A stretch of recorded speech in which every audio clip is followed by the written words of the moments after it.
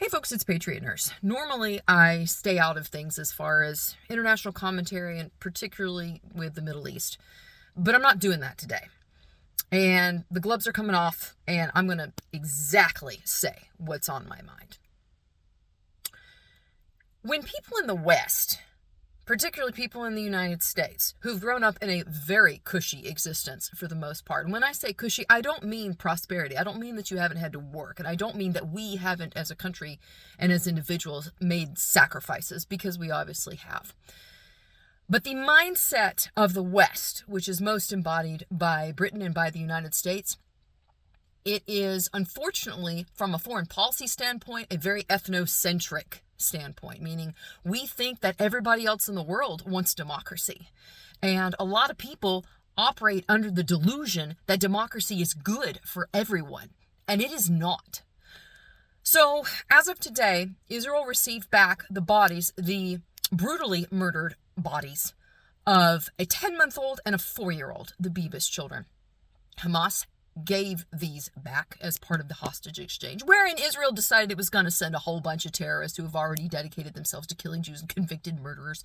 Israel decided that it was going to effectively kick the can down the road and release all of these dirtbags.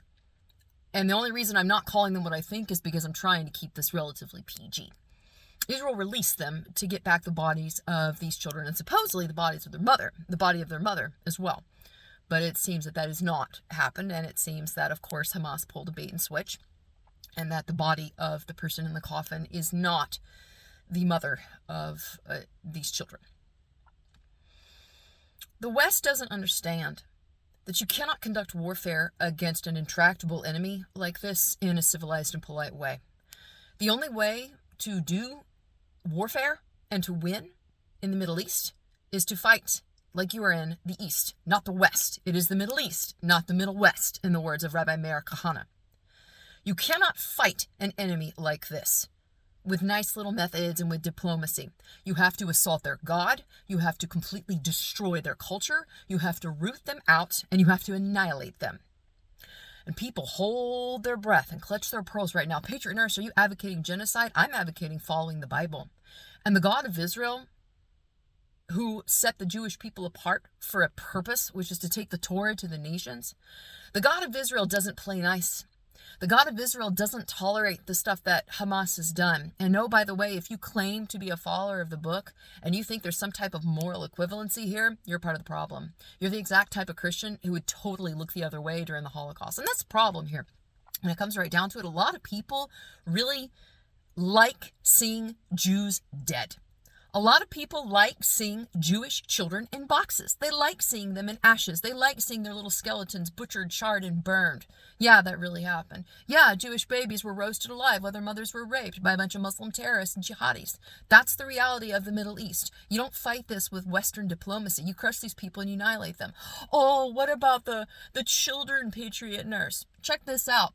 Those children have an unfortunate reality that they are born to parents who are psychopaths and sociopaths.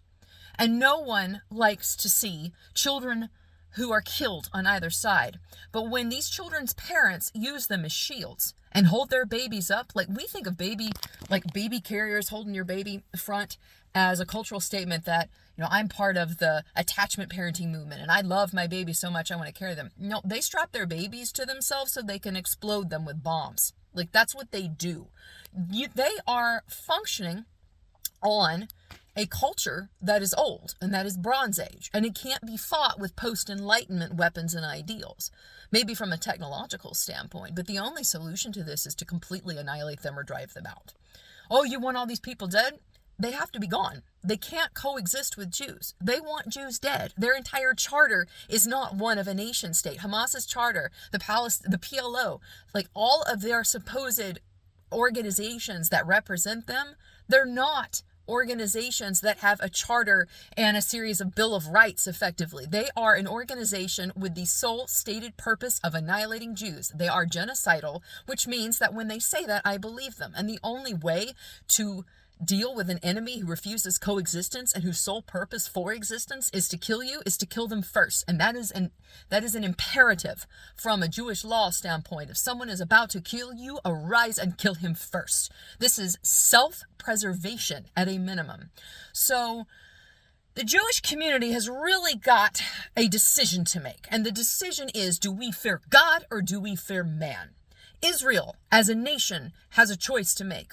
Are you going to tolerate a national government that persists in insanity, repeating the same thing over and over again, giving away a whole bunch of terrorists and murderers to their families so they can populate the world again with more like them and continue their plans to murder more Jews, keep giving them back after they've committed crimes so we can get bodies of our charred babies back?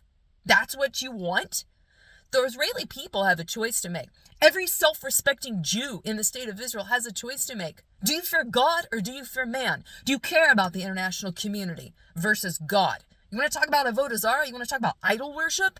Fearing man, fearing even the United States, fearing the UN, caring what they think more than what God says. If God is God, follow him. Do what he said to do. And oh, by the way, what he said to do is not something that the West is going to applaud you for. But do you really need the approbation of the West? Because obviously they've really cared about Jewish lives so much in the past several hundred years. No. If you follow God, follow him in heart, in spirit, and in truth. And that means doing uncomfortable things. That means driving them out. That means getting rid of the thorn in your eye. I am just so heartbroken, because I know that most of the people who, at this point, it's a spiritual thing. I'm sure I'll get comments, below, like, oh, you're a genocide. What are the poor Palestinians? Listen, don't care two shits about the poor Palestinians. Oh, but they're Christians. Check this out. You think that the Christian Palestinians are your version of Christians that are going to show up on Sunday morning, Sunday evening, and Wednesday, toting the Bible and testifying to the Spirit of God? You are dead wrong. These type of Christians are redactionalists. They are terrorist sympathizers. These are the type of Christians that put baby Jesus, Mary, and Joseph in keffiyehs, making them look like terrorists, Hamas sympathizers. These people are not worthy of your sympathy. And don't stand in solidarity with them as Christians, because I got news for you. The founder of Christianity was Jesus of Nazareth, who was a Torah-observant Jew. So if you're going to tell me that Jesus is somehow going to be down with his brothers and sisters being roasted alive so the enemies of his people can put pictures of him and his mom and his dad up wearing Palestinian garb, you are all sorts of screwed up. Not to mention completely blaspheming God. So no. This is a time right now when every Jew on the face of the planet should be crying out for revolution in Israel.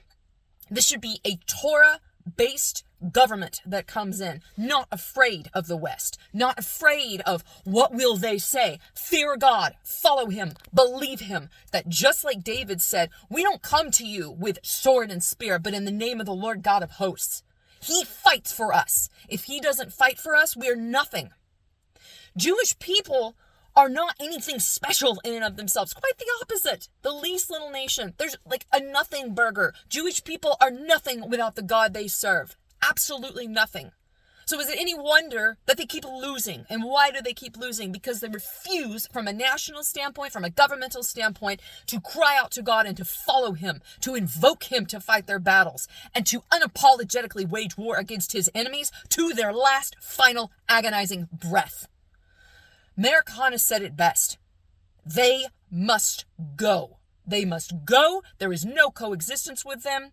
The last 60 years have shown us conservatively that there is no coexisting with them. If you want to keep having your babies brought back in boxes or charred remnants of them picked up little bit by little bit, then keep along this path of caring what the West thinks. It is enough. Fear God, fear him alone, follow his word, follow his commandments, drive them out.